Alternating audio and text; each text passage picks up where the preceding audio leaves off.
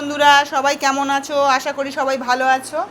আজকে রবিবারের মেনু দেখো, দেরাদুন রাইসের এই যে ভাত করেছি। আচ্ছা, এখানে ফুলকপি আলু পনির দিয়ে রসা করেছি। এই দেখো, এর মধ্যে আছে বাদাম বাটা, আদা, সর্ষে না, পোস্ত, এইসব দিয়ে করেছি এটা।